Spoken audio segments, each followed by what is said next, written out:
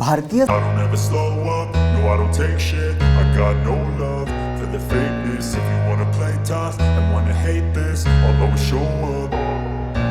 I don't ever slow up, no I don't take shit. I got no love for the fakeness. If you wanna play tough and wanna hate this, I'll always show up and make a statement. I don't ever slow up, no I don't take shit. I got no love for the fakeness. If you wanna play tough and wanna hate this, I'll always show up and make a statement. Everything I do so instinctive and so passionate. Every word I move so descriptive like an adjective. I got a vendetta against people who patented being negative when you should be getting after it.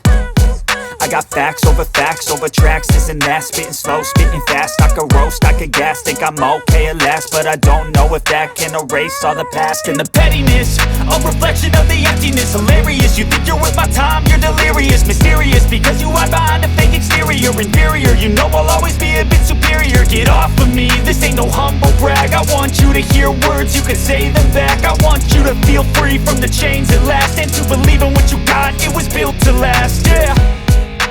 Now that I've been put through hell, I never got anyone's help. I had to do it all myself.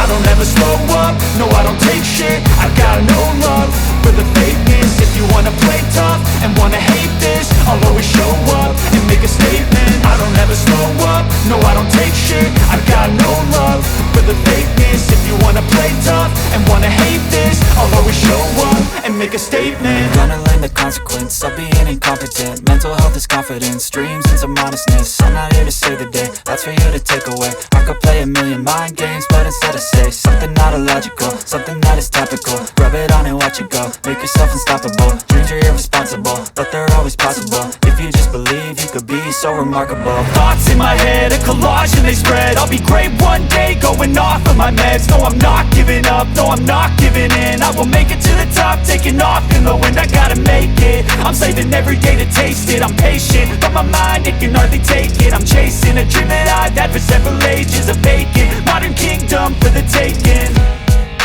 Now that I've been put through hell, I never got anyone's help.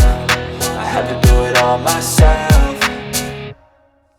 I don't ever slow up, no I don't take shit. I got no love for the fakeness. If you wanna play tough and wanna hate this, I'll always show up and make a statement. I don't ever slow up, no I don't take shit. I got no love for the fakeness. If you wanna play tough and wanna hate this, I'll always show up and make a statement. I don't ever slow up, no I don't take shit. I got no love for the fakeness. If you wanna play tough and wanna hate this, I'll always show up.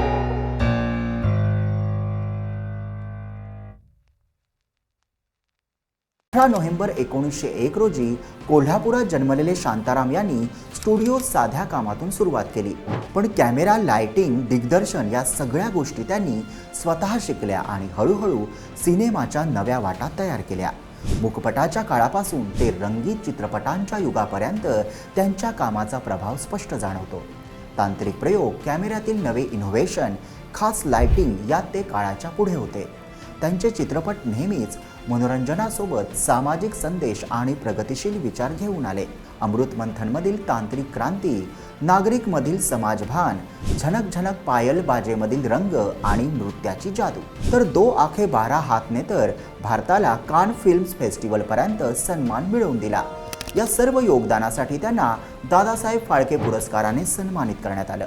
आणि त्यांना पहिले rebel दिग्दर्शक असं का म्हटलं जातं? कारण त्यांच्यासाठी सिनेमा फक्त मनोरंजन नव्हतं, तर ते सामाजिक बदलाचं शक्तिशाली माध्यम होतं. त्यांच्या प्रत्येक चित्रपटामध्ये वेगळे प्रयोग त्यांनी केले. नवभाष्य आणि नवा तांत्रिक शोध अशा बंडखोर शैलीने त्यांनी भारतीय सिनेमाला दिशा दिली. व्ही शांताराम यांचं कार्य मोठं असलं तरी त्यांच्या कार्याची पुरेशी ओळख नव्या पिढीला नाही. त्यांच्या आयुष्याची कहाणी म्हणजे भारतीय सिनेमाच्या उत्क्रांतीचा प्रवासच आहे. आजचा प्रेक्षक वास्तवातील व्यक्तिमत्वांच्या बायोपिकला विशेष पसंती देतो. जगभरात बायोपिकचा मजबूत ट्रेंड दिसतोय. ओपनहायमर, बोहेमियन रॅप्सडी, संजू, सुपर 30 यांना मिळालेलं यश त्याचं उदाहरण आहे. मराठी आणि हिंदी फिल्म इंडस्ट्रीला घडवणाऱ्या व्ही शांताराम यांचा बायोपिक म्हणजे त्यांच्या कार्याचा गौरव आहे. 1930 ते 1970चं वातावरण पुन्हा उभं करायचं म्हणजे मोठे मोठे सेट्स, त्या काळातील पोशाख, तंत्रज्ञान, समाज आणि संस्कृती हे सगळं अचूकपणे पुन्हा जिवंत करावं लागणार. त्यात व्ही शांताराम यांनी केलेल्या क्रांतिकारी कलाकृतीचं रिक्रिएशन म्हणजे खरं तर भारतीय सिनेमाचा संपूर्ण इतिहास पुन्हा घडवण्यासारखं काम आहे.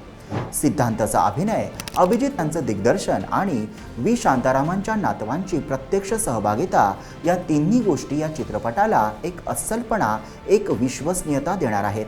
म्हणूनच हा सिनेमा दृश्यांनी भव्य, भावनांनी समृद्ध आणि सिनेमॅटिकली आयकॉनिक ठरेल. कारण व्ही शांताराम हे फक्त एक दिग्दर्शक नव्हते, ते स्वतः म्हणजे फिल्म इंडस्ट्रीचं एक संपूर्ण युग आहेत. भारतीय सिनेमाचा पाया ज्यांनी घातला ते चित्रपती व्ही शांताराम आता मोठ्या पडद्यावर परत येत आहेत. सिद्धांत चतुर्वेदीचा दमदार अभिनय, अभिजित देशपांडे यांचं संवेदनशील दिग्दर्शन आणि निर्मात्यांची भावनिक गुंतवणूक या त्रिकुटांमुळे हा सिनेमा ऐतिहासिक उंची गाठणार यात शंका नाही.